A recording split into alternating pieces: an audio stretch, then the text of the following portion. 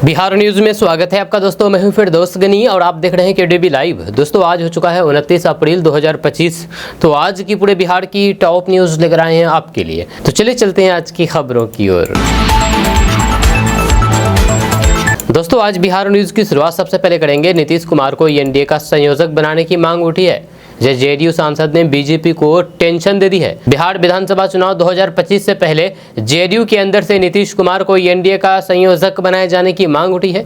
इससे बिहार का सियासी पारा गर्मा गया है। यह झंझारपुर से जेडीयू सांसद रामप्रीत मंडल ने कहा कि ये समय की मांग है। नीतीश कुमार को एनडीए के संयोजक बनाने की मांग से अब ऐसा लग रहा है कि जेडीयू बीजेपी से काफी बड़े मोल भाव की मोड़ में है। कुछ लोग तो यहाँ तक कह रहे हैं कि ये नीतीश कुमार अब एनडीए को छोड़ सकते हैं। जी हाँ, एनडीए के छोड़ने के संकेत हैं। हालांकि होता क्या है ये तो फिर देखने वाली बात होगी। आपका इसके बारे में क्या कहना है नीचे कमेंट बॉक्स में कमेंट करके जरूर बताइएगा। लालू मतलब अपराधी। जी नेता प्रतिपक्ष तेजस्वी यादव ने ताड़ी का राग छेड़ करके बिहार के शराबबंदी कानून पर बहस का आगाज कर दिया है। जहां पटना में पासी समाज के सम्मेलन में तेजस्वी यादव ने कहा कि नीतीश कुमार की सरकार ने शराबबंदी कानून लाकर के ताड़ी का व्यवसाय करने वाले दलित और पिछड़े समाज के हजारों लोगों को जेल भेज दिया है। उनकी सरकार बनी तो फिर ताड़ी को शराबबंदी कानून से बाहर कर दिया जाएगा। इस पर डिप्टी सीएम सम्राट चौधरी भड़क गए। उन्होंने तेजस्वी यादव के बयान पर आरजेडी के सुप्रीमो लालू प्रसाद यादव को भी लपेटे में ले लिया है। जब पटना में पत्रकारों से बातचीत करते हुए सम्राट चौधरी ने कहा कि लालू जी का मतलब ही अपराधी। उनका परिवार पहले कानून बनाकर जेल भेज देता है और तब कहता है कि छुड़ा देंगे, लेकिन जब कानून बन रहा था तब क्यों चुप थे?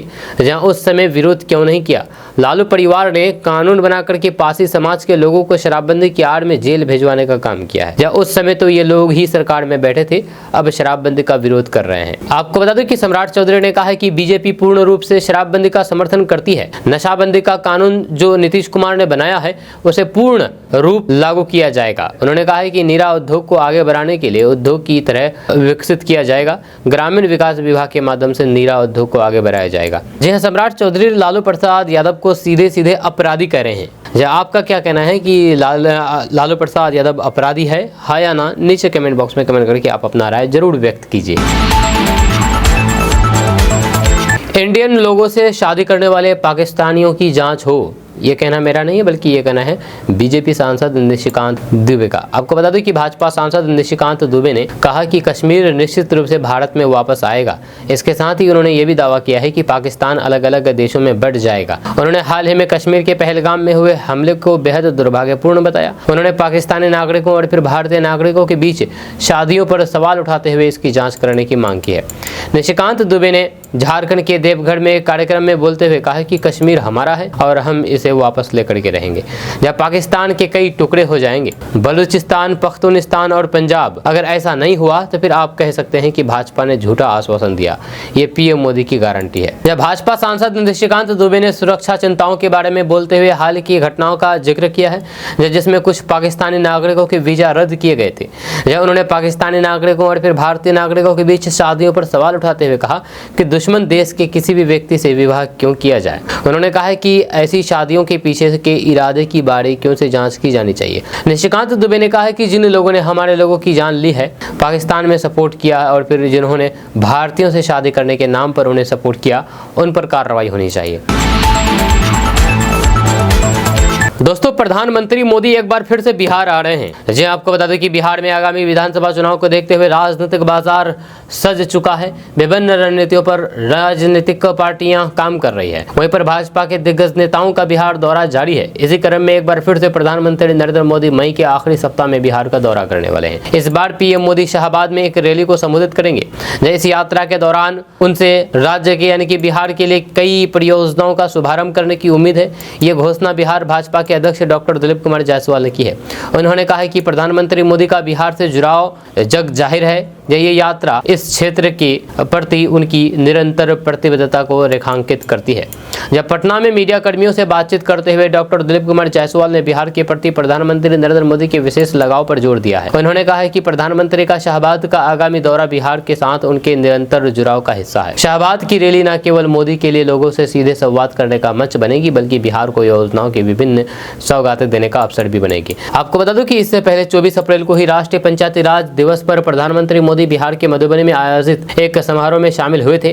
जहाँ इस कार्यक्रम के दौरान उन्होंने 13,000 करोड़ रुपए से अधिक की परियोजनाओं का अनावरण किया था। मुकेश सहनी और पशुपति पारस की एनडीए में वापसी हो सकती है। आपको बता दूं कि बिहार में इस साल के अंत में विधानसभा चुनाव होने हैं और फिर एनडीए पूरी मजबूती के साथ इस चुनाव में उतरने वाली है। जहां नीतीश कुमार एक बार फिर से एनडीए के लिए मुख्यमंत्री पद का चेहरा होंगे। जब बिहार के पूर्व डिप्टी सीएम तारकिशोर प्रसाद ने कहा है कि हम आगामी चुनाव नीतीश कुमार के नेतृत्व में लड़ेंगे। वहीं पर एनडीए में मुकेश सहनी की वापसी के सवाल पर उन्होंने कहा कि वही एनडीए के बारे में बार बार जो चर्चा कर रहे हैं, इसका मतलब उनके मन में अभी भी कसक है कि एनडीए हमें साथ में ले ले। एनडीए महासागर है वो, और फिर वो इसमें डुबकी लगाना चाहते हैं।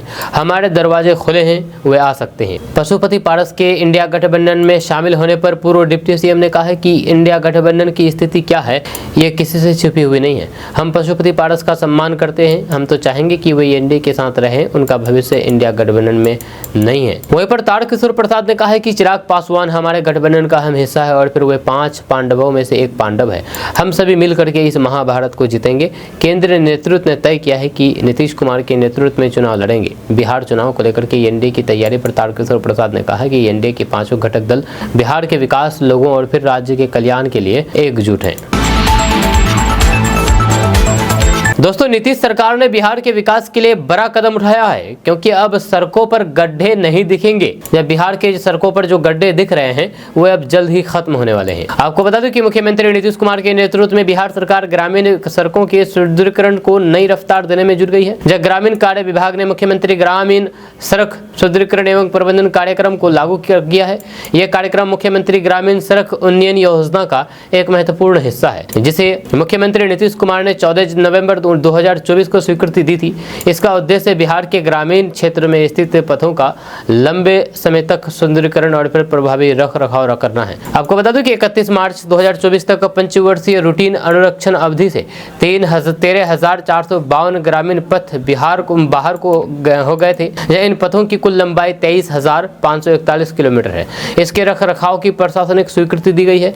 इन पथों को इस साल जून तक पॉथलेस यानी कि गड्ढा मुक्त करने का लक्ष्य रखा गया है। इसके अलावा वित्तीय वर्ष 2025-26 में इन्हें सतह तक पूरी तरीके से मजबूत करने का काम किया जा रहा है। इस कार्यक्रम के तहत पथों का 2 बार कालीकरण किया जाएगा ताकि उनकी सतह मजबूत तथा राइडिंग क्वालिटी बनी रहे। यह योजना का एक और अहम पहलू यह है कि सभी संवेदकों को रूरल रोड रिपेयर व्हीकल रखने का निर्देश जारी किया गया है, ताकि किसी भी प्रकार की गलती का तत्काल समाधान किया जा सके और फिर पथ उपयोगकर्ताओं को यात्रा के दौरान कोई असुविधा न हो। दोस्तों, बिहार के श्रम संसाधन विभाग ने अब तक 2,75,424 प्रवासी मजदूरों का पंजीयन किया है। पहले जहां पर यह पंजीयन जिलेवार कैंप के माध्यम से हो रहा था, वहीं पर अब इसे पूरी तरीके से ऑनलाइन किया जाएगा। इसका मतलब यह है कि अब प्रवासी मजदूरों को पंजीकरण के लिए अपने गृह जिले में आने की आवश्यकता नहीं होगी। वे जहां भी काम कर रहे हैं वहीं से ही वे श्रम संसाधन विभाग के मोबाइल एप्लीकेशन के माध्यम से अपने पंजीकरण कर सकेंगे। ये सुविधा जल्द ही उपलब्ध कराई जाएगी। राज्य सरकार प्रवासी मजदूरों का डेटा एकत्रित कर रही है ताकि ये जानकारी उपलब्ध हो सके कि अन्य राज्यों में कितने बिहार के मजदूर काम कर रहे हैं। इस डेटा से ये भी पता चलेगा कि किस राज्य में कितने मजदूर कार्यरत हैं। मार्च 2025 से श्रम संसाधन विभाग ने पंजीयन प्रक्रिया शुरू कर दी थी और अब तक संबंधित डेटा का संग्रहण भी किया जा चुका है। वहीं पर अब विभाग के पास हर मजदूर की पूरी जानकारी होगी, जिससे किसी भी जरूरतमंद को समय पर सहायता मिल सकेगी। जब प्रवासी मजदूरों तक पहुँच इस डेटा के माध्यम से विभागों में प्रवासी मजदूरों तक आसानी से पहुँचने में मदद मिलेगी, जिससे उन्हें अधिक सुविधा मिलेगी। आपको बता दूं कि बिहार के दरभंगा और फिर नवादा जिले से सबसे अधिक प्रवासी मजदूर हैं। दरभंगा से 21,310 मजदूर और फिर नवादा से 20,000 से अधिक प्रवासी मजदूर अन्य राज्यों में काम कर रहे हैं। जब पटना जिले में भी 8,000 से अधिक प्रवासी मजदूर काम के सिलसिले में दूसरे राज्यों में हैं। बिहार में सरकारी नौकरी की तलाश कर रहे युवाओं के लिए अच्छी खबर सामने आई है। आपको बता दें कि बिहार में सरकारी नौकरी की तलाश कर रहे युवाओं के लिए ये काफ़ी अच्छी खबर है, जहां उनके लिए बिहार सरकार के एक विभाग में बड़े पैमाने पर बहाली निकाली गई है, जिसमें आवेदन करके अपना भविष्य संवारा जा सकता है। इसको लेकर के बिहार कर्मचारी चयन आयोग परीक्षा आयोजित करवाएगा। आपको बता दें कि दरअसल बिहार स्टाफ सिलेक्शन कमीशन ने यानी कि BSSC ने फील्ड असिस्टेंट के पदों पर भर्ती की घोषणा की है। इस भर्ती अभियान के तहत एग्रीकल्चर डिपार्टमेंट में फील्ड असिस्टेंट के कुल 201 पद भरे जाएंगे। इसको लेकर के इच्छुक और फिर योग्य उम्मीदवार बीएसएससी की आधिकारिक वेबसाइट ऑनलाइन bssc.com पर जाकर के आवेदन कर सकते हैं। आपको बता दूं कि बीएसएससी फील्ड असिस्टेंट पद के लिए आवेदन करने वाले उम्मीदवारों के पास किसी मान्यता प्राप्त विश्वविद्यालय से ISc या फिर कृषि डिप्लोमा की डिग्री होनी अनिवार्य है। जबकि आयु सीमा की बात करें तो फिर अभ्यर्थी की न्यूनतम आयु सीमा 18 साल और फिर अधिकतम आयु सीमा 37 साल निर्धारित की गई है। वहीं पर महिला उम्मीदवारों को अधिकतम आयु सीमा में 3 साल की अतिरिक्त छूट दी जाएगी। इसके अलावा आरक्षित वर्ग के उम्मीदवारों को सरकारी नियमों के अनुसार आयु में विशेष छूट का लाभ मिलेगा। आपको बता दें कि इस फॉर्म को अप्लाई करने के लिए सबसे पहले ऑनलाइन bssc.com वेबसाइट पर जाएं और यहां से आप इसके लिए अप्लाई कर सकते हैं। दोस्तों, बिहार ने एक बार फिर से अपने को साबित करने का काम किया है। देश भर के विकसित राज्यों तक को पछाड़ करके बिहार एक बार फिर से नंबर 1 पर पहुंच गया है। यूपी, महाराष्ट्र और फिर देश की राजधानी दिल्ली को भी पीछे छोड़ करके बिहार डिजिटल मुलाकात प्रबंधन में टॉप पर पहुंच गया है। आंकड़ों के मुताबिक 2024-25 के दौरान बिहार की 59 जिलों में कुल 7,21,000 लोगों ने बंद कैदियों से मुलाकात की है। इनमें से 99.99% मुलाकातियों को पूर्व से ऑनलाइन एंट्री के बाद ही जेल परिसर में प्रवेश किया गया, जो इसे देश में डिजिटल कैदियों से मुलाकात प्रबंधन में अव्वल राज्य बनाता है। इसके विपरीत, इसके उलट उत्तर प्रदेश की जेलों में इसी अवधि में 22 लाख मुलाकात आए, लेकिन 98% से अधिक की मैनुअल एंट्री की गई। यूपी में 2% से भी कम मुलाकातियों की डिजिटल एंट्री हुई है। ये वीडियो कॉन्फ्रेंसिंग के माध्यम से कैदियों से मुलाकात के मामले में बिहार, महाराष्ट्र और फिर दिल्ली के बाद तीसरे स्थान पर रहा है। दोस्तों, जम्मू कश्मीर के पहलगाम में हुए हमले को लेकर के जहां पूरा देश एकजुट हो गया है, वहीं पर दूसरी तरफ विपक्षी दलों के नेता इसको लेकर के सियासत भी कर रहे हैं। आरजेडी नेताओं का पाकिस्तान जिंदाबाद का नारा लगाते हुए वीडियो वायरल होने के बाद डिप्टी सीएम सम्राट चौधरी ने आरजेडी और फिर कांग्रेस पर एक साथ हमला बोला। एक वीडियो शेयर करते हुए लिखा कि राजद और कांग्रेस का पाकिस्तान प्रेम एक जैसा है। पहलगाम हमले के बाद आरजेडी कांग्रेस के नेता पाकिस्तान के चैनलों का पोस्टर बॉय बन गए हैं। पाकिस्तानियों से अधिक राजद और कांग्रेस में नूरा कुश्ती चल रही है। कौन पाकिस्तान प्रेम में अधिक पागल है? सम्राट चौधरी ने आगे लिखा है कि बिहार में राजद के नेता पाकिस्तान जिंदाबाद का नारा लगा रहे हैं, वहीं पर कर्नाटक के कांग्रेसी सीएम दहशतगर्द के आकाओं पर हमले न करने की पैरोकार कर रहे हैं। ये अत्यंत ही दुर्भाग्यपूर्ण और शर्मनाक स्थिति है। देश इस मानसिकता को बखूबी समझ रहा है, जनता भी इसका माकूल जवाब देगी। आपको बता दूं कि पहलगाम हमले के बाद दिल्ली में हुई सर्वदलीय बैठक में विपक्षी दलों ने एक सुर में दहशतगर्द के खिलाफ पाकिस्तान सरकार के साथ मजबूती से खड़ा होने की बात कही थी। हालांकि उन्हीं दलों के कुछ नेताओं का पाकिस्तान प्रेम उमड़ पड़ा है। ये यहाँ तक कि पाकिस्तान के समर्थन में आरजेडी के लोग नारेबाजी करते हुए नजर आए, जिसको लेकर के राष्ट्रीय जनता दल यानी कि आरजेडी की खूब फजीयत हो रही है। दोस्तों, बिहार में विधानसभा चुनाव को लेकर के तैयारियां शुरू हो गई है। आपको बता दें कि बिहार में इस साल अक्टूबर-नवंबर महीने में विधानसभा चुनाव होने वाले हैं। इसको लेकर के तैयारियां शुरू हो चुकी है। इस क्रम में नई खबर सामने आई है कि इस बार मतदान में 3 M3 EVM मशीन का इस्तेमाल होने वाला है। इस मशीन की खूबी यह है कि ये मॉडर्न टेक्नोलॉजी से लैस है। ये मशीन अगले महीने की 21 तारीख को मिल सकती है। इसको लेकर के 25 मई से फर्स्ट लेवल चेकिंग शुरू हो जाएगी। इसके लिए 25 अभियंता मिलकर के काम करेंगे। नई मशीन की खासियत यह है कि इसके साथ छेड़छाड़ या एक स्क्रू भी नहीं खोला जा सकता है। बिहार निर्वाचन आयोग कर्मियों का सत्यापन कर रहा है। इसके लिए जिला निर्वाचन कार्यालय की ओर से सभी विभागों को कर्मियों की सूची भेजी गई है।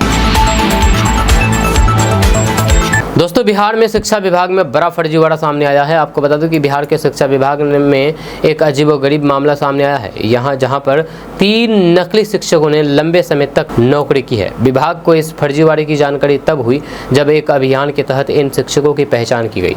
यह जांच में ये पता चला है कि अनु कुमारी के नाम पर 6 शिक्षक कार्यरत थे। 3 शिक्षकों के खिलाफ कार्रवाई की प्रक्रिया शुरू कर दी गई है। ये शिक्षक जमुई जिले के बरहट प्रखंड के मध्य विद्यालय नागदेवा में काम कर रहे थे और फिर सभी ने फर्जी प्रमाण पत्र के आधार पर नौकरी हासिल की थी। अनु कुमारी, रविंद्र कुमार, रवि और फिर गोपाल कुमार के खिलाफ कार्रवाई का पत्र जारी किया गया है। यह जारी पत्र में बताया गया है कि 2015 में प्राथमिक विद्यालय कैरी बांक में अनु कुमारी, रविंद्र कुमार और फिर गोपाल कुमार को पंचायत के मुखिया और फिर सचिव द्वारा बहाल किया गया था। इन शिक्षकों ने लगभग 8 से 9 वर्षों तक विभाग को धोखा देते हुए लाखों रुपए का वेतन प्राप्त किया। जब इनका प्रमाण पत्र ऑनलाइन किया गया तब ये फर्जीवाड़ा उजागर हुआ। दोस्तों RLM यानी कि राष्ट्रीय लोक मोर्चा के राष्ट्रीय अध्यक्ष उपेंद्र कुशवाहा ने कहा कि बिहार विधानसभा चुनाव में यदि लोकसभा चुनाव की तरह दांव पेच की संकीर्ण गंदी राजनीति हुई तो फिर इसका लाभ विपक्ष को मिलेगा। उपेंद्र कुशवाहा ने कहा है कि लोकसभा का चुनाव पूरे देश के लिए होता है।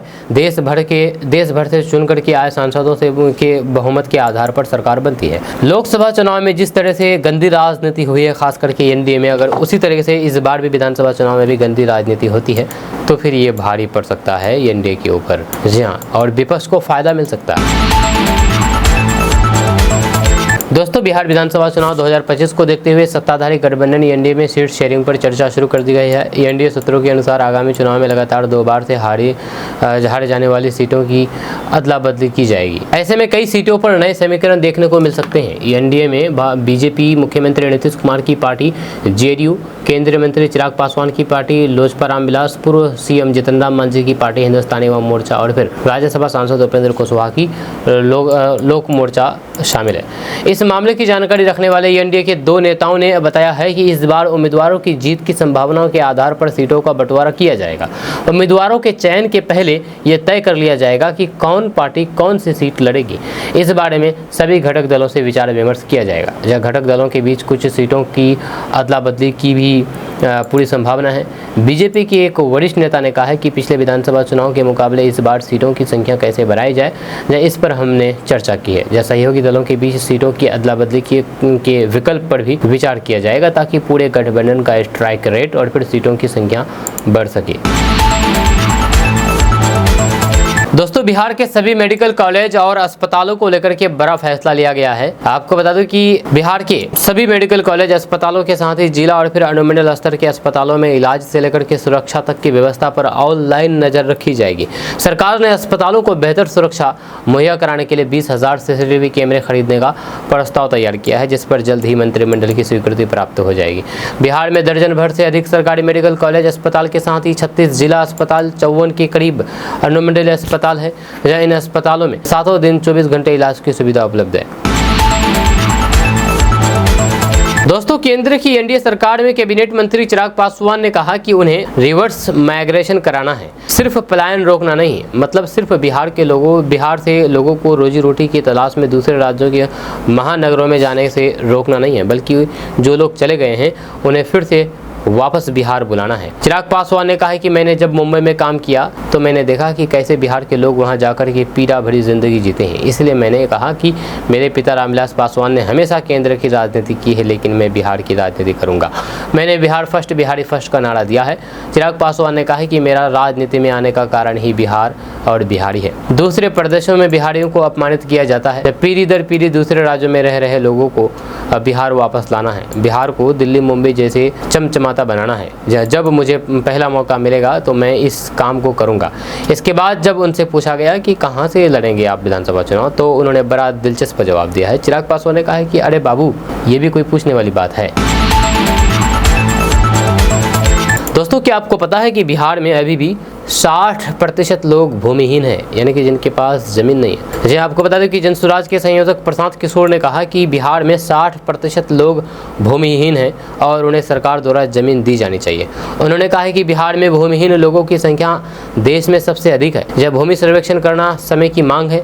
प्रशांत किशोर ने संवाददाताओं से कहा है कि बिहार में भूमिहीन लोगों की संख्या देश के किसी भी राज्य में सबसे अधिक है। उन्होंने कहा कि बिहार में 60% भूमिहीन लोग हैं और दलितों में यह आंकड़ा बिहार में 86% है। जनसुराज के संस्थापक प्रशांत किशोर ने कहा है कि बिहार में सभी भूमिहीन लोगों को सरकार द्वारा भूमि दी जानी चाहिए और जमीन सर्वेक्षण कराना समय की मांग है। प्रशांत किशोर ने कहा है कि अगर उनकी पार्टी सत्ता में आती है तो फिर वे विस्तृत जानकारी एकत्रित करने के लिए भूमि सर्वेक्षण करेगी ताकि सभी को न्याय मिल सके, खास करके उन लोगों को जो विकास के पथ पर पीछे रह गए हैं। जहाँ भूमिहीन लोगों की संख्या को 20 से 25% तक लाया जाना चाहिए और भूमिहीनों को भूमि देने के लिए किसी भी भूमि छीनने की कोई भी आवश्यकता नहीं है। दोस्तों, नीतीश कुमार कैबिनेट ने बिजली उपभोक्ताओं को 15,995 करोड़ रुपए की सब्सिडी की मंजूरी दी है। जब बिजली उपभोक्ताओं को राहत देने के लिए मुख्यमंत्री नीतीश कुमार की अध्यक्षता में हुई कैबिनेट ने साल 2025-26 के दौरान उपभोक्ताओं को सब्सिडी के रूप में 15,995 करोड़ रुपए मंजूर किए हैं। कैबिनेट सचिवालय विभाग के अपर मुख्य सचिव एस सिद्धार्थ ने बताया है कि बिजली उपभोक्ताओं को प्रति यूनिट सब्सिडी देने के लिए मुख्यमंत्री विद्युत उपभोक्ता सहायता योजना के तहत ये राशि मंजूर की गई है। उन्होंने बताया है कि ये राशि भारतीय रिजर्व बैंक के माध्यम से सीधे राष्ट्रीय ताप विद्युत निगम को दी जाएगी। वहीं पर राज्य में हवाई संपर्क नेटवर्क के विस्तार के उद्देश्य से बिहार कैबिनेट ने बिहार के 6 शहरों से वाणिज्यिक उड़ान संचालन शुरू करने के लिए पूर्व व्यवहार्यता अध्ययन करने को मंजूरी दी है। दोस्तों, बिहार चुनाव में बीजेपी, जेडीयू और फिर आरजेडी का मुख्यमंत्री चेहरा कौन होगा, ये सवाल है। आपको बता दें कि चुनाव की तारीखों का ऐलान होने से पहले ही प्रमुख राजनीतिक दलों ने अपने मुख्यमंत्री चेहरे की घोषणा भी कर दी है, जिससे मुकाबला अब और दिलचस्प हो गया है। विधानसभा चुनाव के लिए दोनों गठबंधनों ने अपनी तैयारियां भी शुरू कर दी है। भाजपा और फिर जेडीयू ने अपने गठबंधन को मजबूत बनाने के लिए प्रयास शुरू कर दिए हैं, जबकि राजद और कांग्रेस भी अपनी ओर से तैयारियां में जुटी है। जहाँ एनडीए की ओर से मुख्यमंत्री नीतीश कुमार को एक बार फिर से चेहरा बनाया गया है, जब बीजेपी और फिर जेडीयू के गठबंधन ने स्पष्ट कर दिया है कि 2025 का विधानसभा चुनाव नीतीश कुमार के नेतृत्व में ही लड़ा जाएगा। भाजपा के राष्ट्रीय प्रवक्ता संजय मयूख ने मीडिया से बातचीत में पुष्टि करते हुए कहा है कि नीतीश कुमार ही एनडीए के सीएम फेस होंगे और फिर जीत के बाद वही मुख्यमंत्री बनेंगे। वहीं पर महागठबंधन की ओर से आरजेडी ने तेजस्वी यादव को मुख्यमंत्री पद का दावेदार घोषित कर दिया है। यह तेजस्वी यादव पहले ही कई मंचों से ये कह चुके हैं कि जनता से परिवर्तन के नाम पर वोट मांगेंगे। आरजेडी, कांग्रेस और फिर वाम दलों के साथ मिलकर के चुनावी मैदान में उतरने की तैयारी कर रही है। वहीं पर दूसरी ओर बीजेपी ने फिलहाल अलग से अपने मुख्यमंत्री चेहरे की घोषणा नहीं की है। हालांकि पार्टी नीतीश कुमार के समर्थन में खड़ी है, लेकिन कुछ नेताओं ने यह भी संकेत दिए हैं कि चुनाव परिणामों के बाद समीकरण के अनुसार मुख्यमंत्री चेहरे पर निर्णय लिया जा सकता है। दोस्तों, जीतन राम मांझी अमित शाह से मुलाकात की है। बिहार विधानसभा चुनाव को लेकर के केंद्रीय गृह मंत्री अमित शाह से हिंदुस्तानी अवाम मोर्चा के प्रमुख जीतन राम मांझी ने मुलाकात की है। मुलाकात के बाद जीतन राम मांझी ने एनडीए के घटक दलों में सीट शेयरिंग को लेकर के बड़ी घोषणा की है। उन्होंने कहा है कि जून के अंत और फिर जुलाई के फर्स्ट वीक में एनडीए के लोग बैठेंगे, उसमें सीट शेयरिंग को लेकर के बात होगी। वहीं पर हम इस बार कितने सीटों पर चुनाव में उतरेंगे, इस पर मांझी ने कहा कि सीट शेयरिंग को लेकर के हम मांग नहीं किए हैं। जहाँ कितनी सीट चाहिए इसे लेकर के कोई भी संख्या तय नहीं की गई है, लेकिन उम्मीद है कि सबको सम्मानजनक सीटें मिलेगी। चुनाव में एनडीए की नेतृत्व कौन करेगा, इसके सवाल पर जीतन राम मांझी ने कहा है कि इसमें कोई भी असमंजस की स्थिति नहीं है। नीतीश कुमार के नेतृत्व में एनडीए के घटक दल चुनाव लड़ेंगे। उन्होंने दावा किया है कि इस बार एनडीए 225 सीट जीतेगा, साथ ही साथ फिर से नीतीश के नेतृत्व में सरकार बनेगी। वहीं पर जीतन राम मांझी ने कहा है कि 20 सूत्री में हमें नज़रअंदाज किया गया है, इसको लेकर के हमने दुख प्रकट किया है। उन्होंने कहा है कि 20 सूत्री के गठन के समय बात करनी चाहिए थी, लेकिन संजय जायसवाल और फिर दिलीप जायसवाल ने माना गड़बड़ी हुई है। उन्होंने कहा है कि इसे लेकर के हमारे दल के राष्ट्रीय अध्यक्ष ने अनुशंसा कर दी है। जहां गड़बड़ी है उसमें 20 सूत्री में कुछ नाम जोड़े जाएंगे। दोस्तों, कांग्रेस अध्यक्ष मल्लिकार्जुन खड़गे ने प्रधानमंत्री नरेंद्र मोदी पर निशाना साधा है। उन्होंने कहा है कि जब पहलगाम दहशतगर्द हमले में 26 लोगों की जान गई और फिर इस पर चर्चा के लिए सर्वदलीय बैठक बुलाई गई, तब प्रधानमंत्री उसमें शामिल नहीं हुए। जयपुर में आयोजित संविधान बचाओ रैली को संबोधित करते हुए खड़गे ने कहा कि देश का दुर्भाग्य है कि जब देश की शान पर हमला हुआ तब प्रधानमंत्री बिहार में चुनावी भाषण दे रहे थे। सभी दलों के नेता बैठक में आए, लेकिन प्रधानमंत्री नहीं आए। क्या बिहार दूर था? उन्हें आना चाहिए था और फिर योजना के बारे में बताना चाहिए था कि उन्हें हमसे किस तरह की मदद चाहिए। मल्लिकार्जुन खड़गे ने प्रधानमंत्री मोदी पर हमला बोलते हुए कहा कि पीएम मोदी ने महंगाई और फिर बेरोजगारी दी है।